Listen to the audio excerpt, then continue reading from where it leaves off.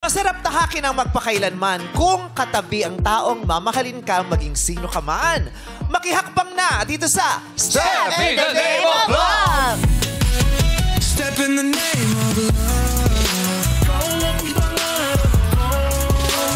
Step in the name of love. Bakit? Bakit? Bakit? Papunta na sa pang-aakit yung ginagawa mo. Parang gusto mang-akit yung mga senior citizens na nandito. With feelings yun. Parang may intensyong makasira ng pamilya yung sayaw mo. Paano? Step in the name of love. That step is supposed to be wholesome.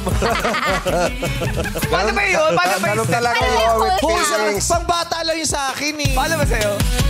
Step in the name of love. Doggy? Ay! Patok-cute naman yan. May ganun pala yun.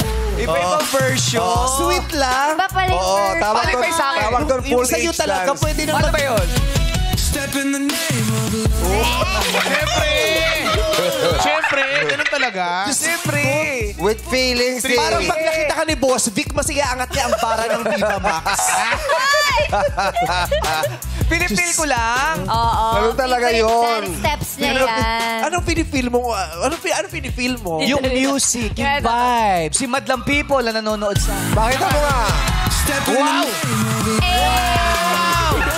Ate, yan ang turo ni Direk Chito. Yes! Ano mo sasayawin sa harapan ni Sarina?